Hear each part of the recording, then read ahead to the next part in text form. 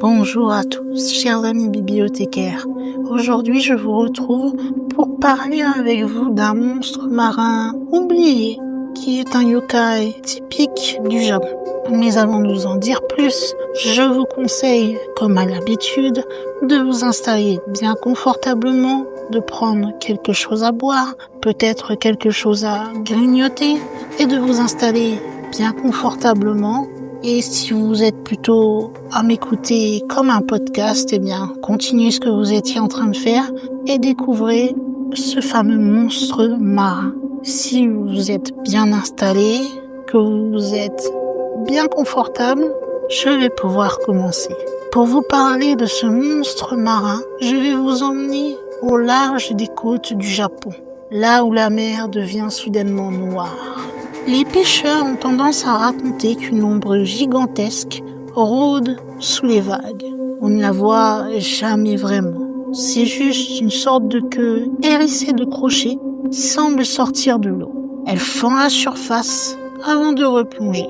Quand le silence retombe et que la queue a disparu, cela veut souvent dire qu'un bateau a disparu. Ce fameux monstre qui crée l'effroi chez les pêcheurs, les anciens l'appelaient Isonade, qui signifie celui qui caresse les rivages. C'est un yokai maintenant, un peu oublié au Japon. Et cependant, malgré son nom de caresse les rivages, cette caresse est loin d'être gentillette, car elle amène plutôt la mort.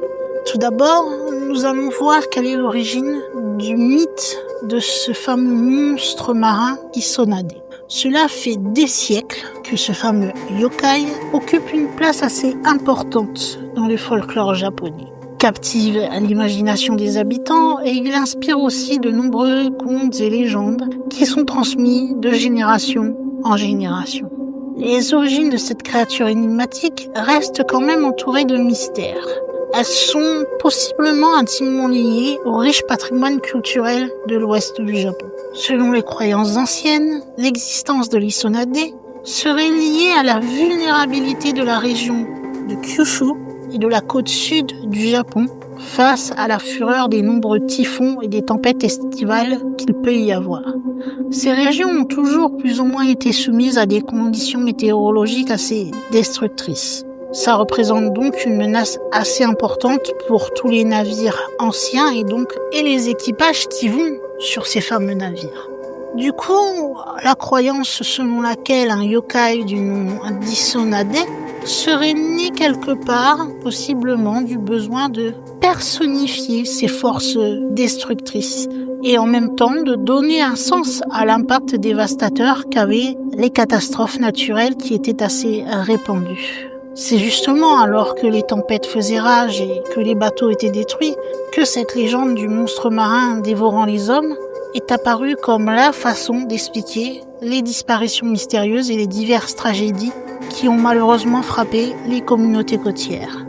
Les toutes premières mentions de l'Isonade remontent à l'époque Edo, dans les chroniques locales de la province de Wakayama, qui est au sud du Japon, et qui est une région tournée vers la mer. À cette époque, les pêcheurs racontaient qu'à certaines saisons, quand les eaux devenaient étrangement calmes, on pouvait voir d'énormes tourbillons apparaître soudain et que les bateaux disparaissaient alors sans laisser de traces. Les rares témoins parlaient d'un monstre marin qui serait plus grand qu'une maison, recouvert d'écailles tranchantes, coupantes, et dont seule la queue émergeait pour happer les imprudents. Ce monstre est censé vivre dans la mer, près de Matsure et de la côte ouest du Japon. Quand il apparaît, on dit que souffle un vent de tempête. Il peut être connu aussi sous d'autres noms que l'Isonade, puisqu'il y a un nom qui évoquerait aussi un monstre marin du même genre, mais qui serait assez différent selon certains, l'Okushiwani, qui veut dire monstre marin à grande bouche.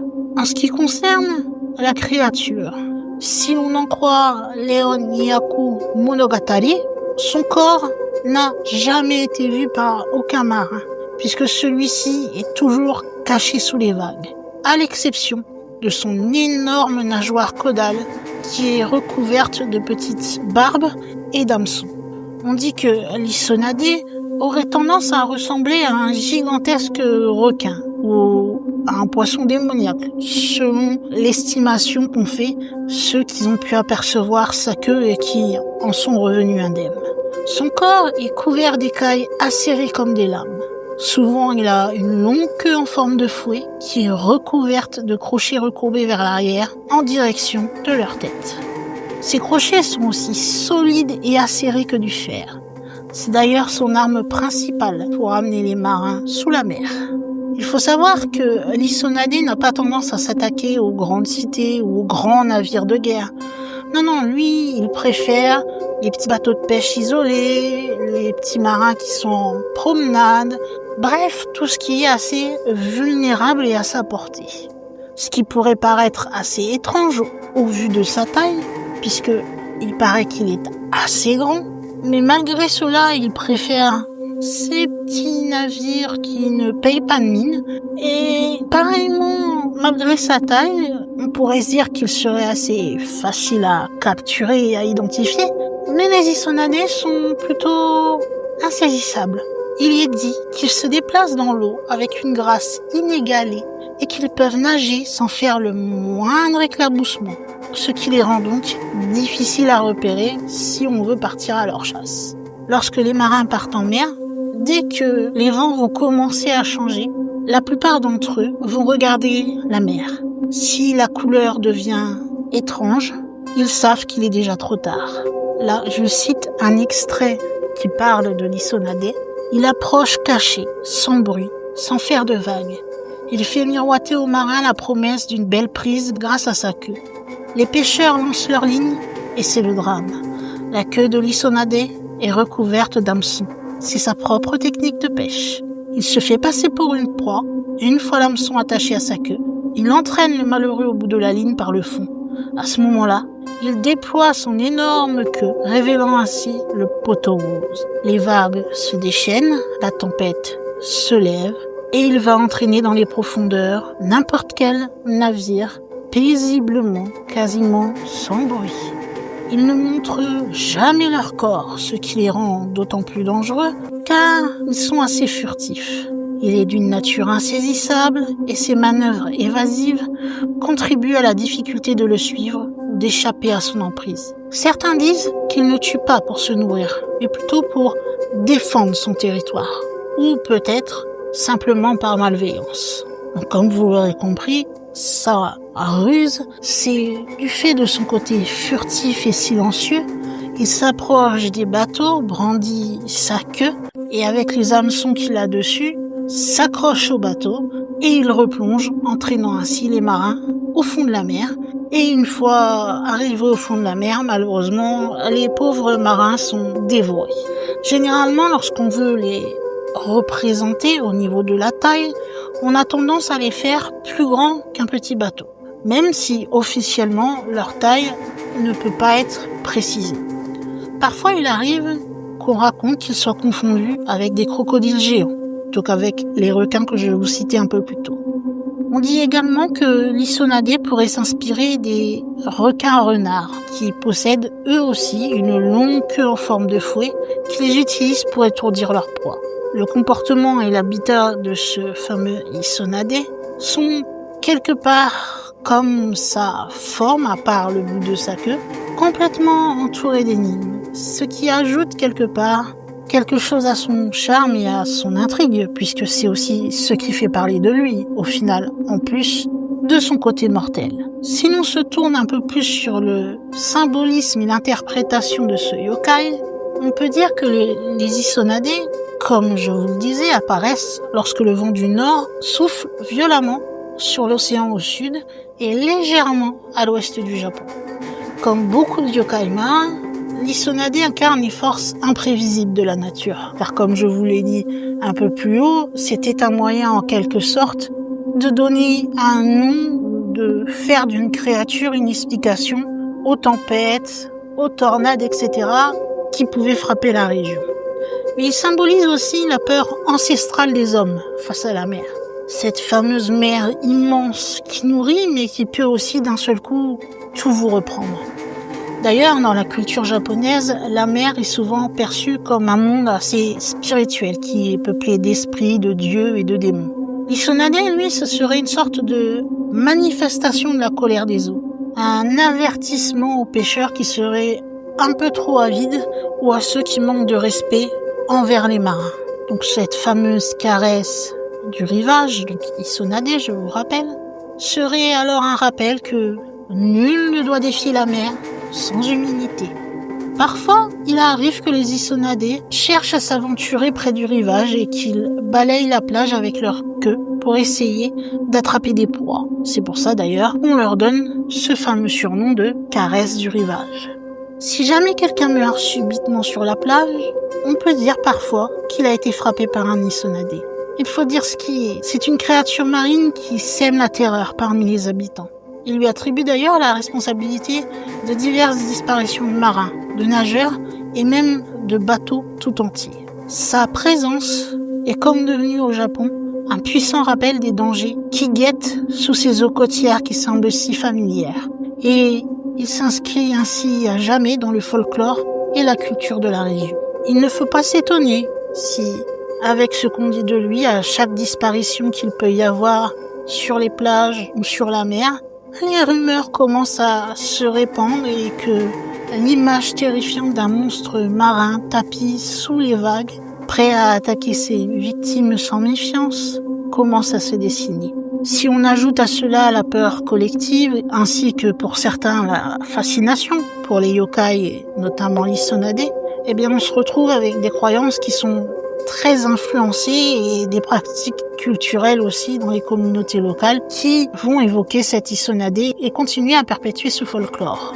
Au fil du temps, la combinaison de cette vulnérabilité naturelle que l'on mêle à la disparition mystérieuse des bateaux et malheureusement aussi aux vies humaines qui étaient dessus, vont contribuer à ancrer profondément cette peur et un certain respect quelque part pour ce yokai, aussi bien dans le folklore japonais que dans les traditions locales de l'ouest du Japon.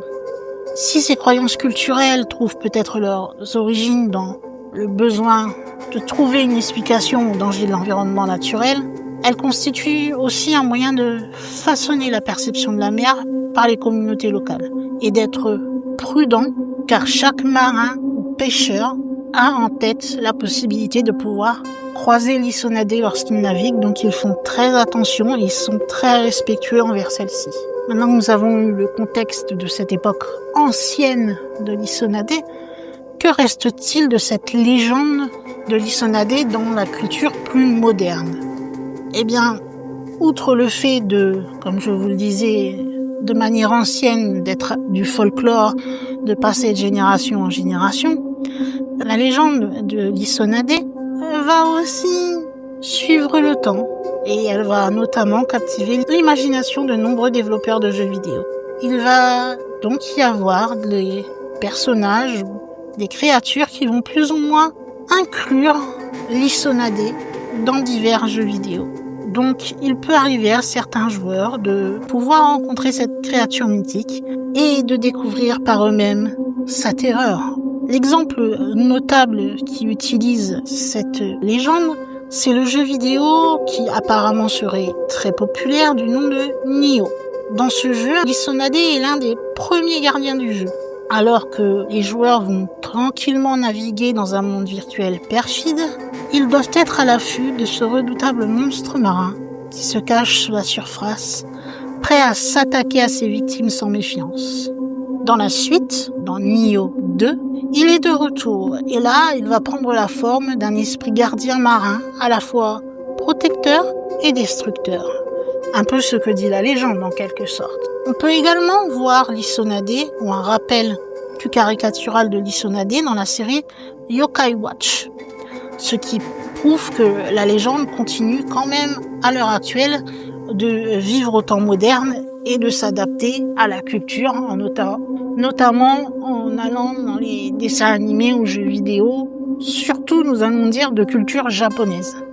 Après, il y a un jeu qui est un peu plus connu, nous allons dire, qui utilise ces fameux Isonade. C'est dans Final Fantasy XI, où ils sont des ennemis mineurs du jeu. Ils font aussi leur apparition dans un jeu de rôle qui se nomme Pathfinder, qui se joue sur table et qui est très populaire. Celui-ci s'inspire d'ailleurs du folklore japonais et offre aux joueurs la possibilité d'affronter Isonade en tant que monstre puissant. Cette apparition dans le jeu Pathfinder va renforcer son caractère impressionnant de créature et offre par là même un défi assez passionnant aux joueurs, pour ceux qui aiment bien sûr ce genre de jeu. On peut également voir l'Isonade, qui est utilisé dans un jeu, je pense que vous connaissez, Roblox Experience, où c'est un poisson que l'on peut attraper. Mais vous ne pouvez l'attraper que si vous êtes en présence d'un étrange tourbillon. Donc comme vous l'avez compris, ce sont surtout dans des jeux à consonance assez japonisante que l'on retrouve ce fameux yokai, et surtout dans des jeux vidéo. Mais il faut voir aussi que derrière ces représentations dites ludiques, entre guillemets, cela montre qu'il y a toujours encore aujourd'hui un écho concernant ce mythe qui est ancien de plusieurs siècles apparemment. Celui d'une mère qui est vivante, mystérieuse et dangereuse si vous ne la respectez pas. Que dire de plus sur cette Isonade? D'accord, l'Isonade à la base n'est peut-être qu'une légende. Cela n'empêche que certains marins sont toujours méfiants lorsqu'ils vont en mer, et ça témoigne aussi de la relation profonde qu'entretenait le Japon ancien avec la mer. Puisque pour tous les marins pêcheurs qui allaient souvent en mer, ce fameux récit possible de croiser sous la surface l'Isonade si l'on ne respectait pas la mer, ce n'était pas seulement des contes ou une simple légende. Pour eux, c'était vraiment une leçon à retenir. C'est-à-dire qu'à chaque fois que vous partez en mer en tant que pêcheur, nageur ou autre, il faut toujours partir dans le respect, la prudence et l'humilité. D'ailleurs, encore aujourd'hui, si vous entendez les vagues frapper la côte avec un rythme plus étrange qu'à l'accoutumée, cela veut peut-être dire qu'Isonade n'est peut-être pas si loin et qu'il a peut-être un petit peu faim également. Donc ne restez pas trop près des côtes si vous voulez pas vous faire attraper par ces gentils hameçons et ces écailles bien tranchantes. Tout ce qu'on peut dire à travers toutes ces légendes, les yokai en ce qui concerne le Japon, c'est que ce sont des légendes qui ne meurent jamais, puisque la plupart d'entre elles, lorsque je vous en parle, vous vous en rendez compte assez souvent, elles pourraient être, comme on dit, tuées dans l'œuf et qu'on n'en parle plus tout simplement. Mais la plupart du temps, elles sont nées à différents siècles, à différentes périodes, mais elles sont transmises et elles sont racontées encore aujourd'hui. Et pour faire référence un petit peu à notre créature marine, nous pouvons dire que, quoi qu'il arrive, ces légendes dorment sous les vagues et n'attendent que quelqu'un pour ressortir et refaire parler d'elles. Voilà mes amis, j'espère que vous aurez découvert cette créature, que vous avez aimé la vidéo. Et si c'est le cas, vous pouvez me mettre en commentaire ce que vous avez pensé. Peut-être que vous avez des informations complémentaires qui seront les bienvenues. Vous pouvez également me montrer que vous avez aimé cette vidéo en me laissant le petit like des familles ou petit pouce en l'air, selon comment vous l'appelez. Si ce n'est pas encore fait, ce qui fait toujours plaisir à des petits youtubeurs comme je le suis, ce serait de vous abonner, car bien sûr, comme beaucoup de youtubeurs, la majorité de ceux qui regardent mes vidéos ne sont pas abonnés. Alors n'hésitez pas, cela ne vous prend que quelques secondes. Et si vous êtes abonné, surtout n'oubliez pas d'aller activer la petite cloche pour recevoir une notification dès qu'une vidéo est publiée sur ma chaîne, comme ça vous n'en louperez aucune. Enfin, ça c'est toujours si YouTube ne fait pas de petites crises au niveau des notifications. Mais bon, voilà, quoi qu'il en soit, nous en sommes à la fin de cette vidéo. Je vais pouvoir fermer le livre concernant les yokai japonais, le ranger dans la section qui lui est entièrement dédiée dans notre grande bibliothèque. Et puis, fatalement, il va être temps pour moi, en tant que gardienne de cette bibliothèque, de fermer les portes de celle-ci et de vous dire à la semaine prochaine pour une nouvelle vidéo. Bye!